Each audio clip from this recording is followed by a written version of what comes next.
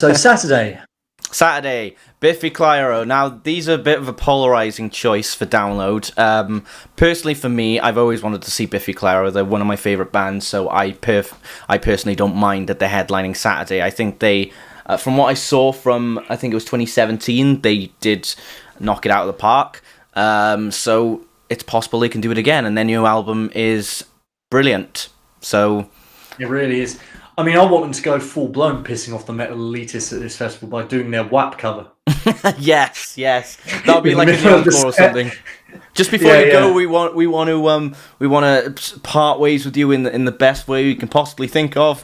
Make it drop that some way, ass Biffy. Boo! Get off the stage. No, I love Biffy Clyro. I'm just going to say it out there. I love them. Yeah. I have seen them twice. First time was supporting Foo Fighters at my very first outdoor gig, like big outdoor gig back in 2011. Apart from Simon Neil's suspiciously green trousers. It's chinos. Yeah, his chinos. Yeah, I just thought they were great, and I've been a fan since then, really. In terms of actually listening to their albums, I'm kind of up and down, with them. But live, I think they're fantastic. I also saw them supporting Metallica at Download 2012. In fact, they were a sub-headliner under Metallica, so they were always going to make that next step up. So I don't understand why so many people are complaining. Yeah. But it is what it is, I suppose. But speaking I mean, their music it has a pop element to it, but Ghost has a pop element to it. Yeah, and people don't think Kiss has a pop element to it. You could argue, bands like Mastodon have pop elements to them. So I just don't get the whole argument about they're not metal enough or they're not hard rock enough or whatever, or they're too mainstream. It's like Kiss are the absolute embodiment of mainstream rock, and no one's complaining about them. Yeah, like I said, I'm not big on Kiss anyway. But anyway, speaking of chinos, we got Deftones playing before them. Great segue. Love it. Well, I mean, what else can I say about Deftones? One of my favourite bands of all time. Yeah. Ever. And they're growing on me. They've never, ever... I'm glad they're growing on you. It's what you've wanted for so long. I feel like my work is almost done with that. I'm always fascinated. I'm always very grateful that I get to turn people on to new bands, but once in a while, Yeah. But yeah, Deftones, absolute all-time favorite of mine. Seen them now. First time was at Sonisphere 2014. Then I saw them at Download 2016, which was one of the wettest days I've ever. But most memorable gig I've ever been to, and the best gig experience I've ever had, because during Around the Fur, Chino came up to the front barrier that I was sitting on, and I helped him up. And he was standing right with pretty much his crotch in my face. I said this last week, right? And he was like, I was looking up at him. I was like, literally like about a meter away from his face, right? And he was just giving me a generous hand slap and everything from getting him up to the barrier while singing Around the Fur, the refrain, and then jumping in the crowd during the breakdown of that song. One of the best moments of my life, bar none, and I love them. Yeah, I'll check them out. They seem to be this nice, you really should, exciting I'll give new you some band. albums to get started on. Yeah. White Pony, Koina Yokan for me are the top albums in their back catalogue. Sounds Check good. Next, oh yes, Gojira. I have seen them like 4 times, and I want to see them for a 5th time, without a doubt. Last time I saw them was when Magma came out, and they did Silvera and some other songs on that album. And yeah, I just can't get enough of Gojira. They slap so hard live, and they're one of the best bands I've ever seen live. So without a doubt for me. Yeah, Gojira, they're just... If they're not headlining a festival in the next few years, particularly, I think they've already done Bloodstock, actually, come to think of it, but if they're not up there, seriously up there, with like mainstream metal festivals in the next few years, someone will have messed up, because I just think they're the complete package. They've got amazing technical ability, just hard as nails songs. that just blow your head off every time you listen to them. Yeah. Intense riffing. Their bassist is a maniac, right? He just, with the way he slings that thing around all the time, and I wish I was that charismatic and had that much stage presence in my bass career. Yeah, I just love him. I've only ever seen him once, unfortunately. Opening up day 2 of Sonosphere 2014. I thought it was day 3, wasn't it? It might have been day 3. I can't remember. Okay. But they, I feel like everyone was hungover on that day, apart from me. Yeah, because I think they were on late, weren't they? Because I think there was something to do with the guys trying to set up Metallica's stage. That's right. Yeah, sorry, I beg your pardon. You're absolutely right. Yeah. They were setting up Metallica's stage, so as a result, Gojira went on a bit later than expected. Yeah. But just the rush of... I remember everyone was running towards the front of the stage. Yeah. From the back. And being the first band on, you can't imagine it now with Gojira. Oh, most definitely. They have to be at least midway through the bill. Yeah, well... But yeah, Gojira, fantastic band. I recommend From Mars to Sirius is the quintessential album for me. For me, it's probably The Way of All Flesh. That's a brilliant album as well. They're all brilliant, to be fair. So okay, you know, Pretty Reckless. Aren't they? Is that the one with that girl from The Grinch is in? Yes, it is. Yeah. Yes, that's exactly what I was going to open with. Don't know much about the Pretty Reckless, really. Although I do know that Taylor Momsen, she sang a Soundgarden song at one of Chris Cornell's tribute gigs. All right. After he passed away, and she was in floods of tears afterwards. Oh. So. Bless her, I guess. You know, don't really know much about her band though. You know, from what I have heard, they're all right. You know, kind of a hailstormy vibe about them. I guess. Okay. I don't know if that's unfair to say or not, or if that's reflective of their music. The tunes I've heard represent that. Okay. Well, those Damn Crows, they come from my neck of the woods. I can't really say I've listened to. I can't really say I've listened to them yet. That's embarrassing to say. I still need to give them a listen. But, you know, for the little time I've heard of them, for them to be on the main stage, bloody hell, that is some feat. So hey, it's always great when a lowlier band gets a spot on the main stage. Oh yeah, I believe they played Download in the past, those Damn Crows, but I couldn't tell you what their. I mean, I think they're kind of bluesy. Again, that bluesy kind of rock vibe, right? Possibly. I'll have to, like I said, I'll have to give them a listen. And if you like blues rock, check out those Damn Crows. Right. Kill Switch, motherflecker. Kill Switch, engage. Okay. Where do I even start? Just one of my favourite bands in the history of me listening to music. They changed my life, basically. Oh, definitely. I think... Alive or Just Breathing is an album that set me off on a specific direction that I wanted to go into in my life. Yeah. That I hadn't previously before. And Jesse Leach is the man of all man. I mean, I listened to them a bit later than Alive or Just Breathing, so like End of Heartache was what I got into, and then... So you're in the Howard camp then? Well, kind of. I do prefer Jesse as a vocalist, I will say. I absolutely love Howard. Don't get me wrong. Yeah. He's brilliant. And As Daylight Dies is my second favourite Killswitch album. But Jesse just has a passion and a delivery, and he wears his heart on his sleeve so much. Oh, yeah, and you can hear it in the lyrics as well. Howard is clearly the better singer. I will say that off the bat. He's definitely the better singer. But I think the Killswitch aesthetic, Jesse embodies that, you know? Yeah. There are times, though, when I really dig Jesse's vocals on the albums, though. You know, so his screaming is phenomenal. But even his cleans, for me. On Atonement, like, you can tell on Atonement, the lessons from Melissa Cross he was getting, because he had vocal surgery last year. Oh, really? Yeah. You didn't... we both saw Killswitch Engage at Brixton Academy, didn't we? With Mr. De Silva. It was a fantastic show. They only played one song from Alive or Just Breathing, which I was a little bit kind of sad about, but he can just belt it out when he wants to, I'll tell you. Yeah. It's just a shame with Howard now, at the moment. He's been in 2 bands, which I found a bit generic, if I may say so. Like Light the Torch and Devil You Know, which is Devil You Know is basically the same band as Light the Torch. They had to change their name for copyright reasons, I believe.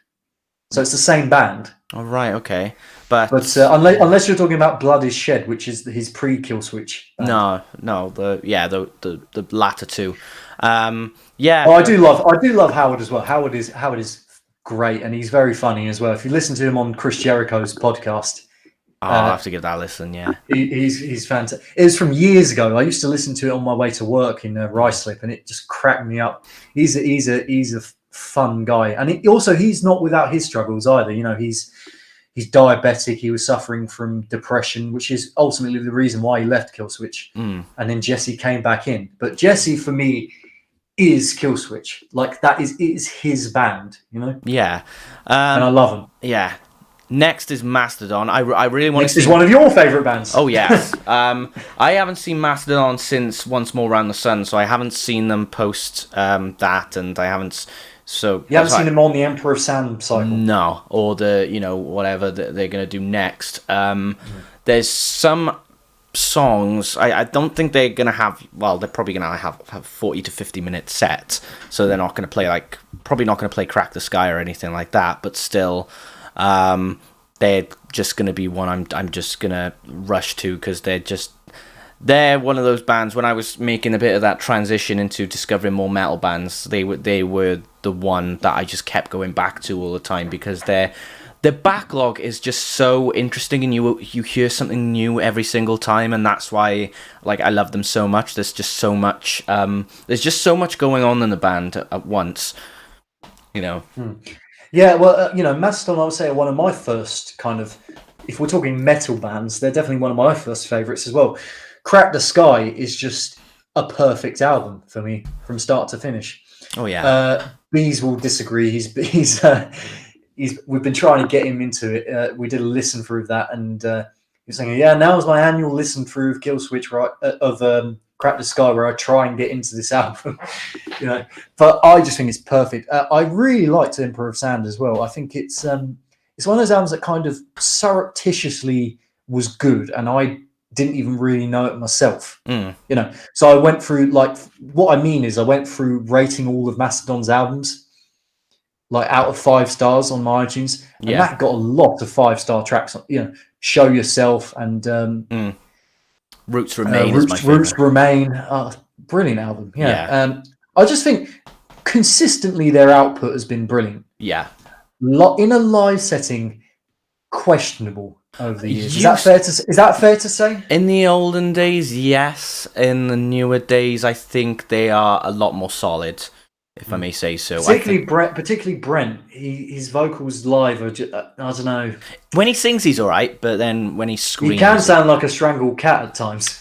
To be frank, I mean, he have he had some laryngitis or something during that 2007 stage, didn't he? Yeah, something like that. This was that download to 2007. If you look up the footage, he does. The footage of March of the Fire Ants is just hilarious. But I just think, just super talented group. If only their vocals were consistent live, right? And I say this as a huge fan of Mastodon. Yeah, they will be right up there. Yeah, without a doubt. Daughtry, I mean, they've gone for a while, but I've never really listened to them that much. What about you? No, I've never really listened to them. They're one of those kind of mid-2000s butt rock bands, along with Buck Cherry. Okay. Then I'll pass. Theory of a Dead Man. Bands Definitely like that. Pass. So hard pass for me, I'm afraid. Sorry, Daughtry. Okay. Bush, this is the band. I really like Bush. They were the ones that got me confused with Machine Head. We had a grunge tournament yesterday on Mosh Talks, and Bush, they ultimately lost to Smashing Pumpkins, but some of the tunes they had Come Down and Glycerin, Machine Head, bangers, And Gavin Rossdale is a stunning man. If I do say so myself, as a heterosexual. I've met his daughter actually. Whilst I was working on Strictly, his daughter Daisy Lowe was part of the series. She's a model. She is like the perfect woman. She's like butter. Yeah. Just making a Shaun of the Dead reference. So gorgeous. There. She's like, she's very funny. She's very smart, and she campaigns for women's rights. So, like, the full package for me. Oh, yes. But back to Bush. Your thoughts on Bush? Hardly ever listened to them, sorry. Hardly ever listened to them. Right, well, if you like kind of 90s alternative, you know, Yeah. in the vein of, you know, that kind of first wave of post-grunge, not when post-grunge kind of turned into, like, Theory of a Dead Man, the aforementioned Theory of a Dead Man and Buck Cherry and all this lot. No, or Creed. No, the first wave of post-grunge. Right. Okay. Sounds interesting. Okay, well, Rob, this is your band, I think, the Wild Hearts. This is another one of my favourite bands, the Wild Hearts. Acquired taste. Yeah, I can't really say much about them. I've listened to them, but not my cup of tea, personally. Very much an acquired taste. I don't know what it is about them. Their album, Earth vs. the Wild Hearts, is one of the best albums of all time, in my opinion. Just the way they kind of intertwine pop melodies, almost Beatlesque melodies, with sort of AC/DC hard rock. But they're not like your average kind of pop songs either. They're very discordant and there's something very kind of dark about them, you know? Okay. Yeah. And Ginger Wildheart's obviously been going through his struggles in the past. It's kind of reflected in his songwriting, you know, with drugs and things like that. So on the surface, they're kind of you have these ditty little choruses with like heavy riffs and this sort of very kind of dark subtext to them. And I just was instantly hooked, you know? Yeah. Great band. Okay, cool. Not Puppy, Poppy. We'll get onto them later. Poppy. Yeah, you know what? She's grown on me. Yeah. Right? I listened to her recent, I think it was played on Mosh Talk stream. Is it unfair to lump her into the kind of baby metal camp? I can't really say because I don't know. You don't really know? I don't really know Poppy, no. Sorry. Well, basically, she started off as a YouTuber, right? Who was making these very kind of weird vlogs where, like, sort of almost like postmodern kind of vlogging where she would, like, on the surface be happy, but you could tell there was, like the Wild Hearts songs I mentioned earlier, like a dark subtext to them. And if you've ever seen Please Hug Me, I'm Scared, or whatever it's called. Oh, Don't Hug Me, I'm Scared, yeah. Don't Hug Me, I'm Scared. Yeah. Yeah, it's in that sort of vein of weird kind of dark vlogging. But, right, okay. But she then pursued a musical career. And it's sort of dainty, jaunty little mainstream pop songs, but then crushing hammer blow riffs suddenly come out of nowhere. You know? And it's kind of baby metal are kind of, you get the impression they're manufactured for the sake of being manufactured, whereas there's a definite element of kind of tongue-in-cheekness and like deliberate kind of anti-pop elements to her music, you know? Right. Okay. Well, that sounds interesting again. Okay, so we got Stone Broken, anything? No, again, sounds like any band that has the word stone or broken in the same name, it just makes me think of blues rock again. Stone They're Sour. probably a blues rock band. Stone Temple I could Pilots. be wrong. The chat will probably correct me. Blackstone Cherry. So, yep, my other boys, Funeral for a Friend, saw them at Cardiff, saw them in Cardiff, not at Cardiff, or in Cardiff, either one works, in the university last year, and may I say, that is one of the best gigs that I've been to, because, you know, hearing, it's very nostalgic. They played a lot of their early stuff, like even before their first album, so, you know, they did throw a lot into the mix, and it'll be really exciting to hear what they play here. I don't think they're going to play a lot of stuff after the Into Oblivion album. They're probably going to play more of their older stuff, but yeah, it's going to be an interesting one to check out. Yeah, I don't know anything about Funeral for a Friend. I've got to be honest. Other than they're from Wales. I definitely like. and they are post-hardcore. Other than that, I know absolutely nothing about But them. they're one of those really good post-hardcore bands, if not like probably my favorite, because they've got the riffing as well as everything else. So it, and the first album I thought had great production on it as well, which you wouldn't expect for like 2003's post-hardcore. Really, it was very kind of thin sounding. But anyway, we got Creeper. Now, unlike you, Rob, Creeper have actually grown on me, I'll admit. So You know what, they to an extent they have with me as well, particularly their singles, right? I'm still not a fan of the Steinman-esque kind of vibes that they give off with, they sound like Meatloaf meets AFI, and it just too over melodramatic for me at points, Okay, yeah. But they have definitely, Will seems like a nice guy, and everything, and Bees' passion for them is so infectious. It a little bit has kind of rubbed off on me as well. So, but yeah, just fair play to them. Top 5. If only the same happened with Crack the Sky. Yeah, top 5. Yeah, if only. Yeah, top 5 album in the UK, which is in this day and age kind of unheard of, really, for a band that's in this kind of vein. Yeah, and yet they're only in the Avalanche stage, so don't know. They're going to be huge. They are absolutely going to be huge. Their fans are rabid for them. Yeah, I'm not even joking. Like, I still remember the last Creeper gig, like what in quotation marks, obviously, because they're back now. The last Creeper gig, which took place at the Coco in November of 2018, and there were actual tears, like when they announced they're splitting up, and I'm just standing there, having seen Puppy, going, "Oh well, Puppy were good though, weren't they?" Yeah.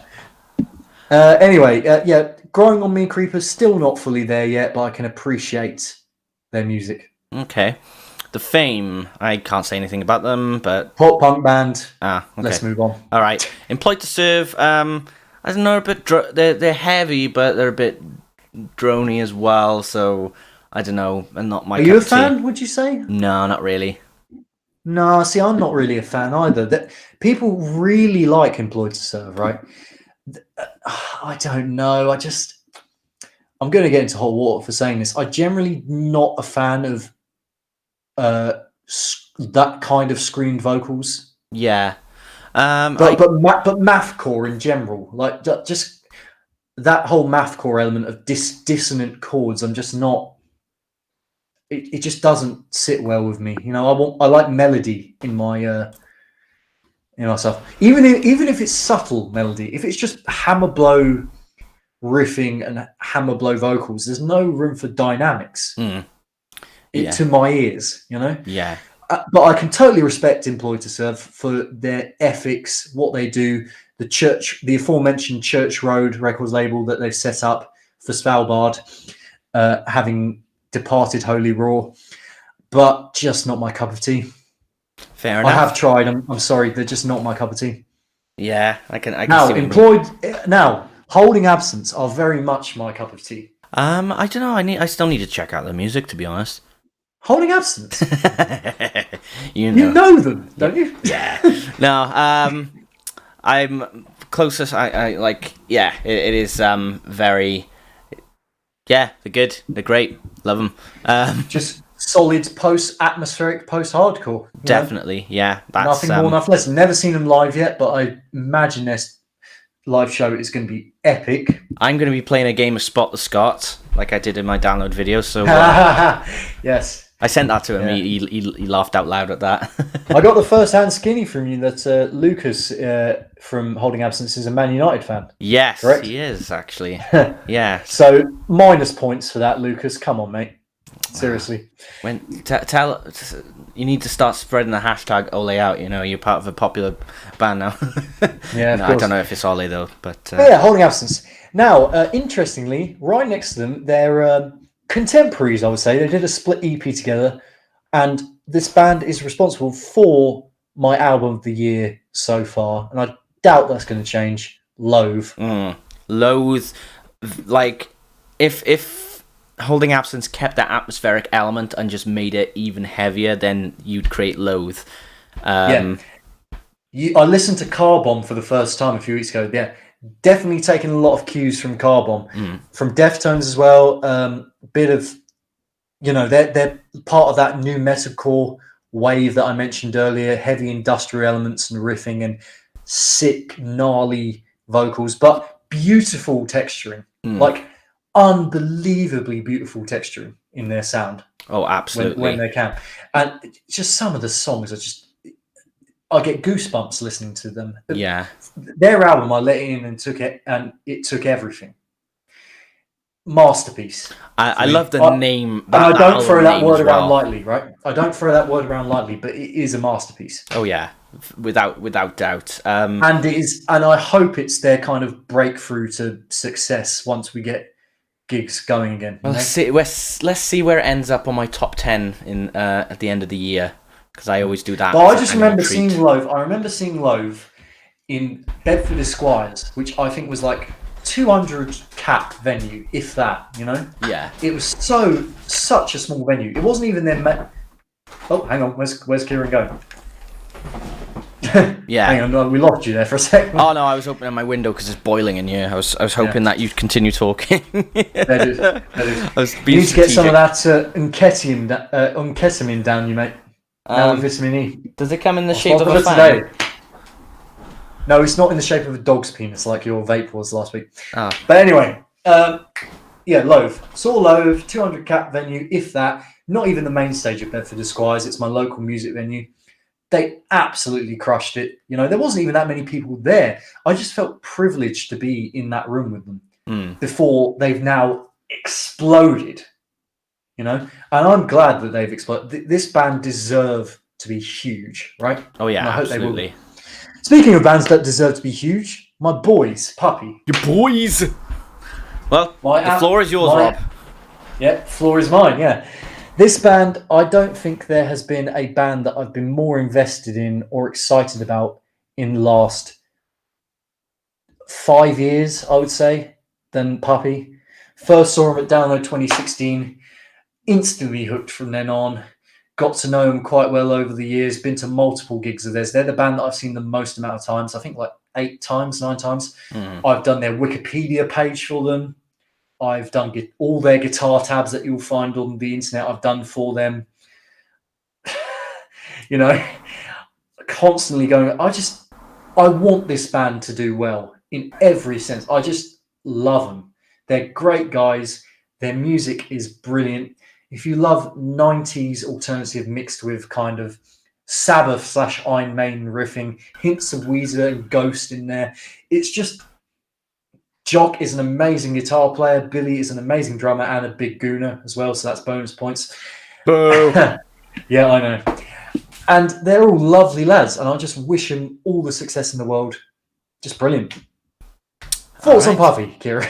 No, I think I've listened to a bit of their stuff, and I can't really say like it's my like, oh my god, wow, but I for what my music taste is, they're of course decent to me. That's fair enough. Yeah. Anything on Blackout Problems at all? I've heard of the Blackout, but I haven't heard of Blackout Problems. Nah. Might be a different band. No, okay. No, not heard of them. Okay, Sepultura. If it was like back in the olden days or whatever, I'd be like, yeah, okay. But Sepultura of today, I'm just like, I'm not really that keen on it. To be honest. It's a different It's an entirely different lineup, isn't it? Oh yeah, definitely. That Max has long gone. He went in like 1997 or something. And Igor, I believe, isn't there either. So it's just Andreas Kisser and this new guy. I can't remember his name on lead vocals, but I haven't listened to I haven't listened to any of Sepultura's stuff. I say since the mid-90s. I want them around the mid-90s, but I've only ever listened to their 90s output, which is obviously great, but I don't know, in this day and age. Yeah, it is what it is, really. It is what it is. Obituary, I haven't listened to enough of it, but I probably will listen to more because I'm. You can tell that like this Dogtooth stage on the Saturday is like the very. It looks like the death metal stage. This one. Yeah, mainly. Obituary, yeah, I've listened to a bit of it, and. So I'll kind of leave the floor to you because you're more of an expert on that sort of stuff than I am, I would say. Yeah, I'd be sure to check Obituary out. They've stood long enough, and I can't really, like I said, I can't say much about them. I think I've liked a few of their songs, or one or two. I can't remember. I need to refresh on it, to be honest. So there's that. Dying Fetus. I think this is one of the death metal bands that I'm not really that keen on. I think it's their sound. I don't know. It's a bit muffled for my taste. So there's that. Bleed from Within. Oh yes. Oh yes. Yes, Oh yes. here we go. Oh yes. Here we Oh go. yes. Oh, Great band. I'm kind of gutted actually. If I was to go on the Saturday, that they're also on the Saturday. Yeah. Because the one thing I noticed about this download lineup is in terms of bands that I love being spread out, they're not. They're kind of all bottlenecked into one day, which is a bit frustrating in terms of clashes. Hopefully they add more stuff. Bleed from Within is probably going to clash with the Wild Hearts or Gojira or someone like that, which is a shame, because I think they're a great band. I'd love to see them live. Yeah, I mean, Scott Kennedy, the vocalist, when I went to Budapest last year, he was the one that filled in for While She Sleeps lead singer, and I think he stole the show for them. And he's a great singer. He's brilliant. I mean, the latest album is absolutely fantastic. Fracture. This is Bleed from Within. Brilliant. Yeah, right up there for me. Some of my favorites on that album being like Pathfinder, The End of All We Know, Ascension is good. I'm trying to think of a lot of the songs. Even the title track, I love the way it builds up and things like that. And I think it's something that, if you like this album, then I definitely recommend going checking their earlier stuff. Era is absolutely fantastic as well. Were they kind of more deathcore in the beginning? Kind of, yeah. I wouldn't say deathcore. That might not be my cup of tea. Just their earlier stuff, but I really love Fracture. It's great. Well, I think everything from Uprising onwards is similar to the sound they've got now. So I would say, if you like this album, though, Uprising and Era, you'll definitely like as well. So there's that. I Am Oblivion on Era is really good. I recommend that. Crown of Misery, just belting everything out. Afterlife is good as well. So yeah, I can't wait to see them. Good stuff. Will Haven, I haven't heard much about them. No, I can't say I've really heard of them either. Yeah. Okay. Higher Power. You really liked their album, didn't you? This is for a long time, and it might even still be at the end of the year. I'll have to reflect on this year. Was my second favorite album of this year, behind Loave. 27 Miles Underwater is brilliant. Yeah. Right. Not enough superlatives for it. Anthrax meets Jane's Addiction meets Deftones, all in like a blender. He has that Perry Farrell way of singing, which is kind of